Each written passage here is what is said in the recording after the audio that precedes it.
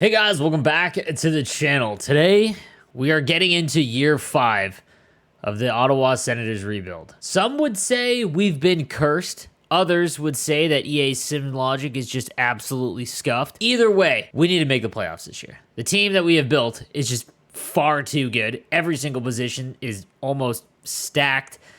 And it's just enough is enough. However, I want to talk about some of the comments and whatnot I've been getting on the videos. I appreciate all of them, guys. It's awesome to see the feedback. Some of you guys talk about the poise rating and all that kind of stuff.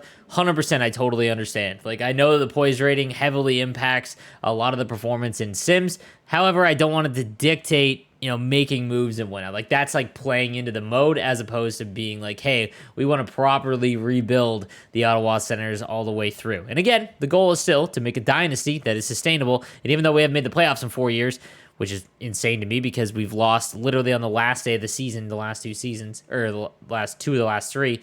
Regardless, our team is now absolutely lights out. So without further ado, let's get into year 5 and see if we can get into the playoffs this year. All right, guys, so here we are at the preseason of year 5. We'll take a look at the lines real quick. And as you can see, Brady Tkachuk, Stützle, and our prior trade deadline acquisition in Kirill Kaprizov are all +3. So we're looking at 90, 93, and then 91. The second line of Shane Wright, Connor Bedard, our prior 2 years' first overall picks, and Jordan Greenway is a +5. So 89, 92, and 92. The third line, we've got Colin White with Josh Norris, and we just signed Anthony Beauvillier in the offseason.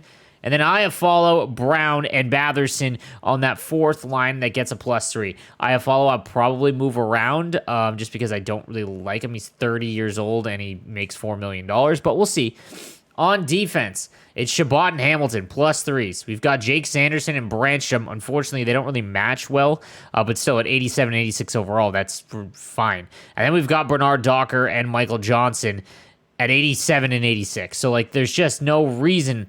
You go down to the goaltenders, and we've got Jesper Wallstedt, our third first-round pick in our first-year draft, at 87 overall. This is probably one of the best teams I've seen in franchise mode since playing the game. But again, we'll take a look at some of the other things that we've got going on. The scratches are Chris Tierney and Formanton. In terms of players I would like to see over him, we'll see if Formanton fits.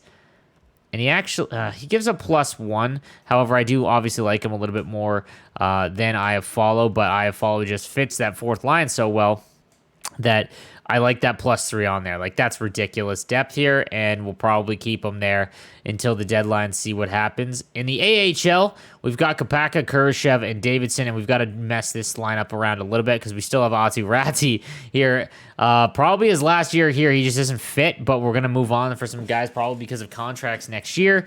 And then on defense, not a ton of any prospects anymore because they've all just kind of upgraded upgraded the NHL. So I'm gonna go ahead and fix the AHL lineup, and then we'll see where we're at. All right, so now that I fixed everything, here is the lineup for our AHL team this year. And they've made the playoffs 2 years in a row, but just haven't been able to get out of the first round. We've got Jack Kapaka with Aatu Räty and Igor Sokolov. This will be Räty's last year in the AHL.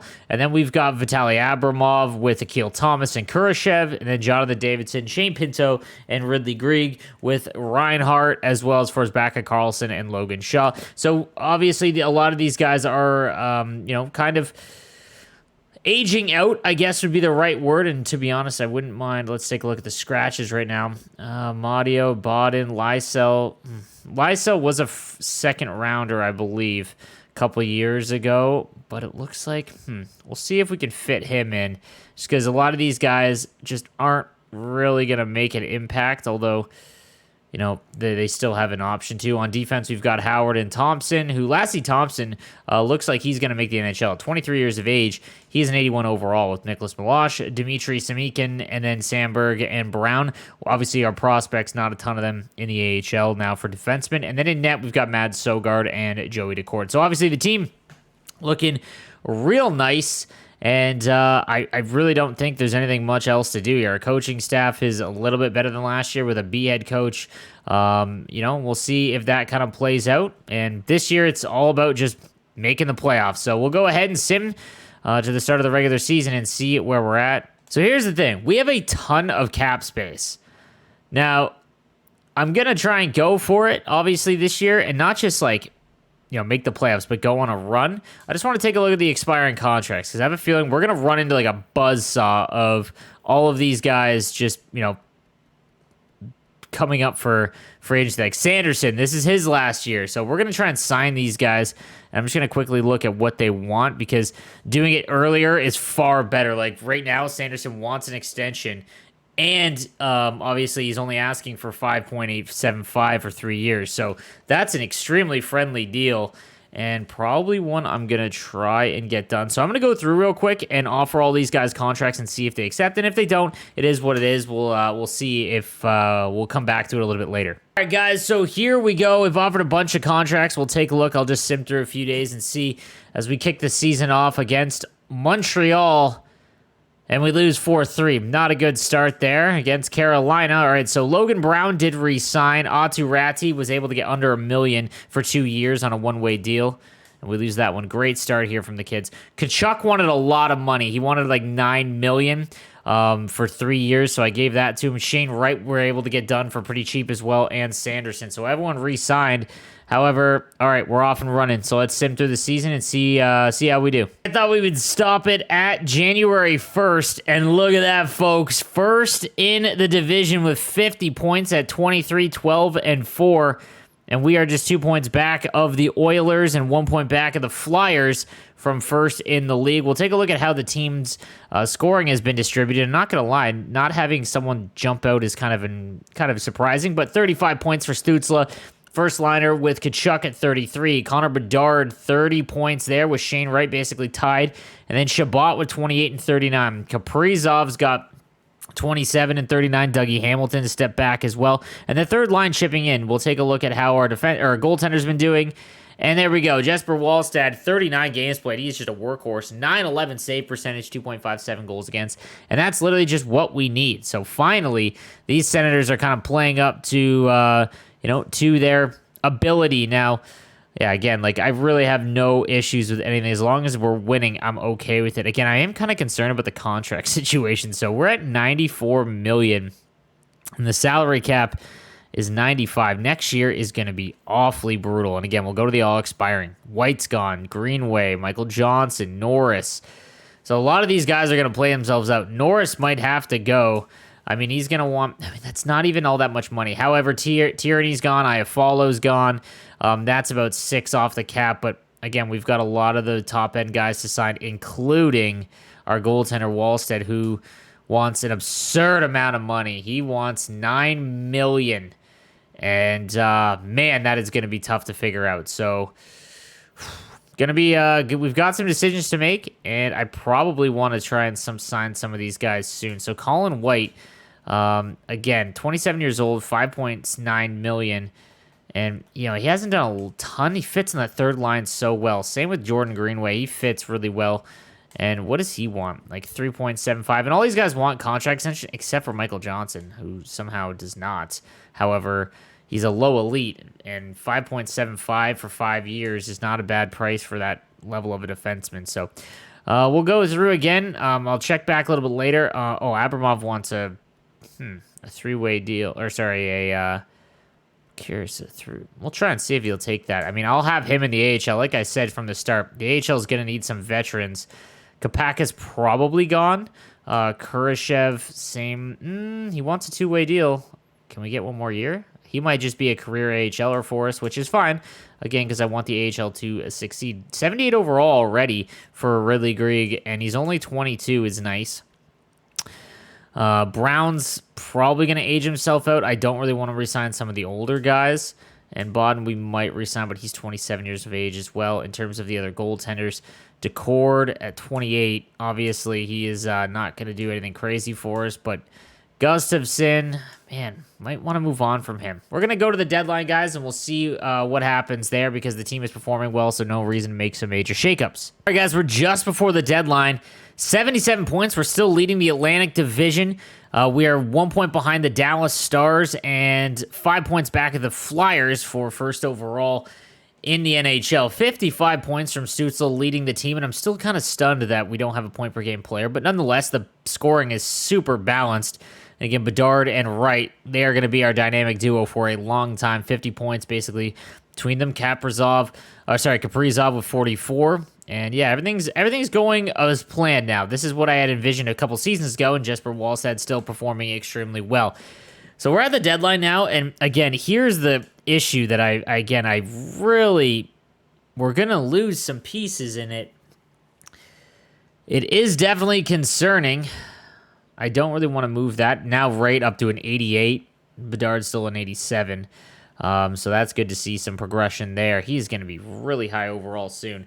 Sanderson and Branstrom still 87 and 86, and they're performing fine. And then Bernard Docker, yeah, they're both playing great. And now Michael Johnson still an 84.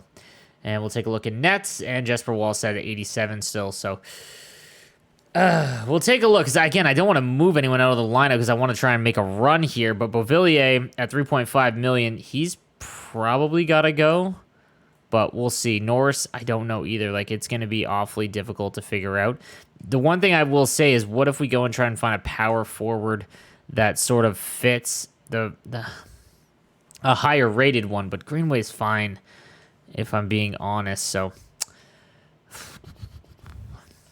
all right, let's take a look more at the contracts again and what we've got to deal with, because I do want to get these guys signed before before they blow up. So Colin White's probably gone. An 86 overall. He wants a lot of money. He's going to fit on the third line great. Same with Greenway. Does he fit any of the other lines? He does. Second and third. So, like, that's kind of versatile and valuable. And again, with the 85%, because they want to re-sign here, we can sign it for like 2.7, which I think is a fine contract. I'll even make it one more, and we'll go up to like 2.8 and try and sign him for 3 years. Actually, we'll go 2, because he is 28 years old. Put him right to 30. Johnson's going to be tough because he does not want an extension. Josh Norris does want an extension, and it's 3.2 million, but that it works out to 2.7. Do we want 2.7 million? I mean, that's still not a bad deal either. Tyranny, he wants out, although that's not a bad contract at all, and I believe he fits the fourth line really well. Amadio, yeah, I'm not re-signing him at all. I wonder if we bring... could get rid of Iafallo right now. Sorry, Iafallo, not Amadio. And then Wallstedt. Wallstedt is just... yeah, it's insane. So at 9.3, that's 7.9. But he's 22 years of age, so like 8 mil. I'm curious.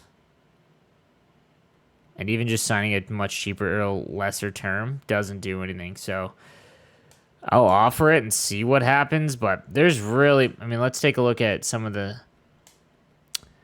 The problem is we've never made the playoffs before, so I don't know how we're going to perform in the playoffs. Like, we could definitely move, like, a prospect or something that would have a ton of value. Like, Ratty is still worth so much that we could get someone huge, potentially. And that might be... even White, I mean... both of these guys, you know what? I don't want to lose them. I don't want to move them just because... and then, from last episode, Eric Stahl in the... I forgot about that. I think we just hold tight, guys. I know we have some cap space, but I really don't want to mess up the team. I think that it's in a really good spot. Like, the only thing I could think of is maybe getting a better third-line center, but he fits really well. I like Batherson, too. No, I think we stay the course, guys. And, all right, we're going to go through the rest of the season now. All right, guys, we are here. The season is over, and we have won the Atlantic Division with 106 points. But we were a ton back of the Flyers as they took home the Eastern Conference with 113. So a great season here. We're ahead of the Sabres by quite a bit, the Red Wings and the Maple Leafs, so we will be in the postseason. Take a look. Brady Tkachuk, 73 points, leads the team. And again, kind of disappointing just because of how talented this team is. But nonetheless, Stützle with 72. And Bedard and Shane Wright, look at that. Our dynamic duo in the second line with 71 points even. Dougie Hamilton had 62 and 82 on defense with Shabbat right behind. So our team is just... I love the makeup of this team. And then as we go down here again, Bernard Docker with the lowest at 15 points in 82 games, but even as like that defenseman there, like that's not bad at all. In nets, Jesper Wallstedt 0.915 save percentage and 49 wins. So he got the bulk of the starts there. In the AHL, well, we had a really good season. It looks like, just kidding, 32-33 as we finished last in the division. Atu Ratti with 54 points. That's super disappointing and kind of surprising, but again, I think it might have something to do with the coach, and we'll probably fire that AHL coach and see if we can't find better pieces here as we move on in there. So their season is basically done. So it's all about the NHL. So let's find out who we are going to play. And it is the New Jersey Devils. So one thing I do want to take a look at is the point leaders and whatnot throughout the NHL, as that's kind of important. So we'll go and take a look at how the rest of the league did. As Tyler Seguin with 98 points and a +1. Wow. In 82 games, with Sebastian Aho tying him for the Art Ross. Zuccarello with 94 as well. What is happening here? Barzal, 94. Matthews. Take a look at the goal leader. Eric Greentree, the first rounder, second overall in 2022, led the league in goals. Boris Sharov, the first rounder, right behind him. The most dynamic draft class you're going to see. My goodness. As they had 55 and 53. Austin Matthews right behind him. Tarasenko, then Besser. And then Laine, our top goal scorer, it's all the way down here. It's Bedard at 35. But nonetheless, an impressive season there. Then we'll take a look at defensemen. Wow, it's not John Carlson again. So Quinn Hughes with 73 points here in 82 games. Cale Makar right behind him. I can't wait in real life to just see these guys battle it out for their careers, to be honest with you. And then you see Dougie Hamilton and Shabbat right down there. And then in net, 9.15 lead save percentage, but in terms of starters, Blackwood in 70 games had .92 save percentage. That's probably going to win the Vezina. Actually, Carter Hart might. I think it might be Carter Hart. So we'll see there, but great seasons from them. In terms of the rookies, well, let's see. Antonio Stranges with 54 points in 82 games. Impressive there. Jan Mysek right behind him. Look at that name. Semyon okay. All right, sick. So we didn't really have any horse in this race. So, all right, guys, it's all about the postseason now. We're going to see if we can't get through and how this is going to play out, and just take a look at the lines one more time. We are all set. Kachuk, Stützle, Kaprizov, Wright, Bedard, and Greenway now both at 88 overall, as they are going to push to play on the first line next year. Although Stutz, I don't know what we're going to do. So good problems to have all the way around. Defense is Shabbat and Hamilton, Brandstrom and Sanderson, and then Michael Johnson and Bernard Docker with Jesper Wallstedt in net. So here we go, guys. Game number 1, our first ever playoff matchup between the New Jersey Devils. We'll take a quick look at how the New Jersey Devils line up. So we're looking at Jesper Bratt, Nico Hischier, and Alexander Holtz, now up to an 86. Niederreiter, Jack Hughes, and Evander Kane, Brandon Saad, Kukkonen, and Palat with Kempe, McLeod, and Kajula. Not going to lie, pretty balanced lineup. On defense, Nick Leddy and Nidavara, Will Butcher, Lambos, as we tried to draft Carson Lambos, and he looks really good, with Ty Smith and Mackenzie Weegar. So we definitely have an edge in defense, but it's not like their defense is bad. And then they've got Connor Hellebuck in net with my man ex-Ice Dog Tucker Tynan as the backup. So not an exactly easy matchup, but we'll see as we get into round number 1. Here we go, guys. We will sim through. We'll do a fast sim of the first period. And it is 2-2. We've got goals by McLeod, Stützle on the power play, then Holtz and Eric Brandstrom following that. The second period, it is Kajula short-handed. And then in the third, 6-2 as Saad, Lambos, and Kukkonen all score. And they take the 6-2 win. Tough start to our playoff career here in our rebuild. All right, on to game 2. We need to win this one. We don't want to fall down 2-0 in this series. So through the first period, it is 2-0 Ottawa. Greenway and Shane Wright getting his first ever playoff goal. Through 2, it is 5-1. McLeod scores, but then it's Shane Wright again, Brandstrom on the power play, and Kachuk as well. The third period, and we get the 6-2 win as Stützle ices it. And now we're back going to New Jersey, tied at 1. All right, so back-to-back 6-2 games here, and now we've got 4 points from Tkachuk in 2 games leading the way. Now here we'll go, simulate Game 3. All right, through the first period, it is 1-0 New Jersey as Nico Hischier scores. Through 2, it is Colin White. He gets one back. We didn't trade him. That could be huge. And the third period goes to nobody as we're now going to overtime, and I think we need to hop in here. You love these moments of drama if you're a sports fan, and overtime is set to get underway. The puck is dropped. Next goal wins. With possession along the wall. Maintains possession. Lets it go. And that shot goes nowhere as the lane was filled. The arms up. There's the whistle. And boy, look at the time here for a penalty coming up. From the point, they take control of it. Not able to connect. Takes that pass back at the point. Oh, and he can fake his stick for that one. Norris plays it into the offensive zone. Ball. He can end it here. Will Andre Palat end it on the power play in Game 3? Or will Jesper Wallstedt come up huge and allow these Sens to come back in this one? Tune in next time to find out.